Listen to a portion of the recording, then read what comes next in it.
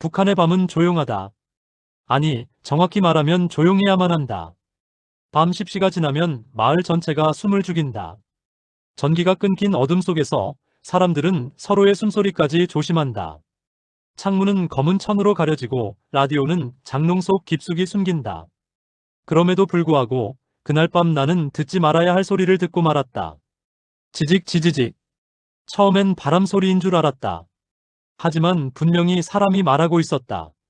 여기는 대한민국 서울입니다.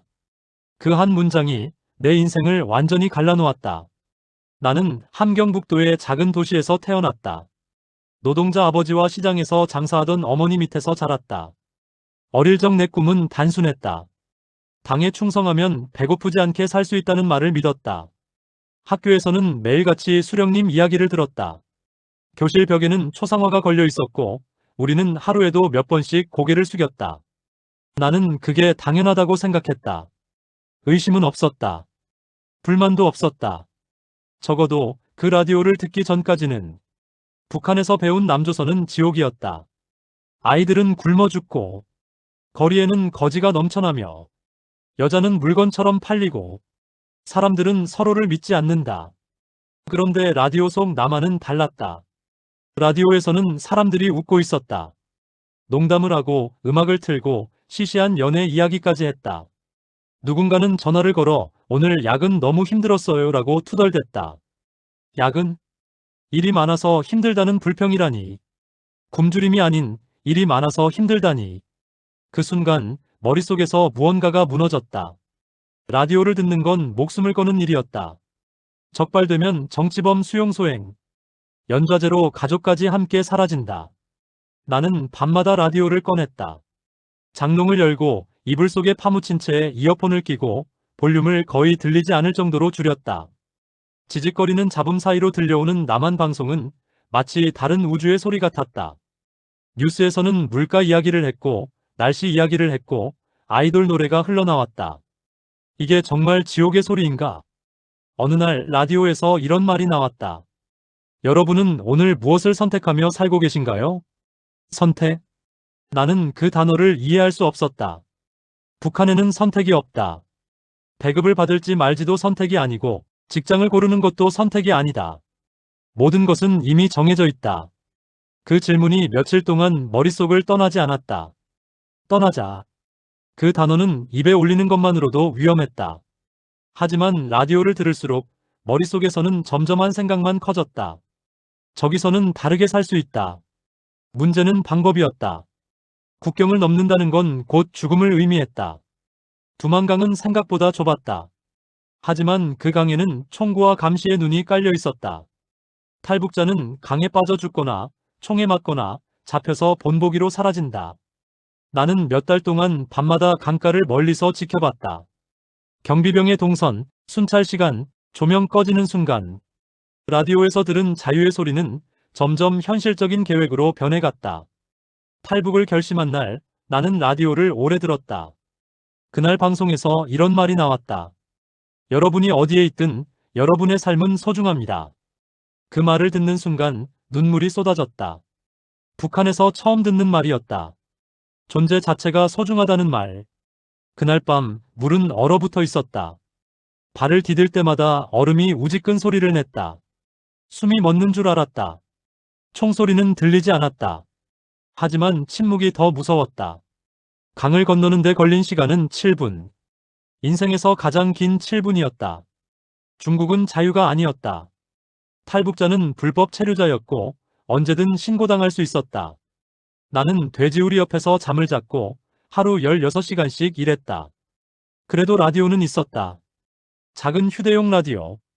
그 소리만이 나를 버티게 했다. 비행기에서 내렸을 때 나는 땅을 만졌다. 진짜구나. 총도 없고 감시도 없고 누군가를 의심하지 않아도 되는 곳. 사람들이 눈을 마주친다. 북한에서는 눈을 마주치지 않는다. 여기서는 사람들이 웃으며 인사한다. 음식이 남는다. 음식을 남긴다는 개념 자체가 충격이었다. 라디오가 숨기지 않아도 된다. 이제는 볼륨을 마음껏 키울 수 있다. 나는 지금도 라디오를 듣는다.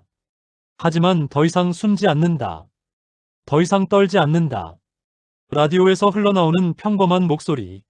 그 평범함이 나에게는 기적이다. 혹시 이 이야기를 듣고 있는 누군가가 있다면, 어둠 속에서 라디오를 숨기고 있다면 나는 말해주고 싶다. 그 소리는 거짓이 아니었다. 그리고 당신도 선택할 수 있는 사람이다. 탈북에 성공했다고 해서 끝이 아니었다. 오히려 그때부터 지옥이 시작됐다. 한국 땅을 밟던 날 나는 울었다. 살아서 도착했다는 안도감 때문이 아니었다. 북에 남겨둔 가족들이 떠올랐기 때문이다. 내가 숨을 쉬는 이 순간에도 어머니는 배급소 앞에서 줄을 서 있을 것이고 아버지는 감시의 눈을 피해 하루벌이를 하고 있을 것이다. 나는 살아남았고 그들은 아직 그 안에 있었다. 한 사람이라도 먼저 살아남아야 했다. 그래야 언젠가 다시 손을 뻗을 수 있었다. 이기적인 선택이라는 걸 알고 있었다. 그래도 나는 선택했다. 먼저 도망치는 사람이 되기로. 내일이 아니면 영영 못 간다. 탈북은 소문이 나면 끝이다. 나는 평소와 똑같이 행동했다. 더 충성스러운 척했고 더 말이 없는 사람이 되었다. 결심은 밖으로 드러나면 실패한다. 그렇게 나는 아무도 모르게 북을 떠날 준비를 시작했다. 그리고 성공했다. 하지만 매일매일 슬펐다. 그러던 어느 날 한국의 라디오에서 이런 사연이 나왔다. 북에 남겨진 가족을 데려오고 싶습니다. 나는 숨을 멈췄다. 나 혼자만의 고통이 아니었다. 가족을 데려오는 건 두 번째 탈북이었다. 첫 번째보다 훨씬 위험했다. 돈이 필요했고, 연결선이 필요했고, 실패하면 모두 죽을 수도 있었다. 나는 공장에서 일했고, 밤에는 청소를 했다. 하루에 4시간만 잤다. 직접 연락은 불가능했다. 그래서 간접적인 신호를 보냈다. 남쪽에서 살아있다는 소문. 그 소문 하나에 어머니는 밤마다 울었다고 했다. 브로커는 말했다. 한 명 실패하면 다 끝입니다. 대상은 4명. 아버지, 어머니, 여동생, 조카. 그날 밤 나는 한국에서 라디오를 껐다. 라디오를 들으며 탈북을 결심했던 내가 이제는 라디오를 끄고 기도하고 있었다. 기적처럼 총소리는 울리지 않았다. 하지만 강을 건너던 여동생이 넘어졌다. 그 순간 모든 것이 끝나는 줄 알았다. 사진으로만 보던 얼굴이 눈앞에 있었다. 어머니는 나를 알아보지 못했다. 너무 변했기 때문이다. 중국에서 동남아를 거쳐 한국으로. 비행기에 오르기 전 아버지가 말했다. 이제야 산 것 같다. 가족들과 한국 땅을 밟는 순간. 그날 나는 처음으로 안도의 눈물을 흘렸다. 도망이 끝났다. 라디오는 나를 살렸고 가족을 다시 만나게 했다.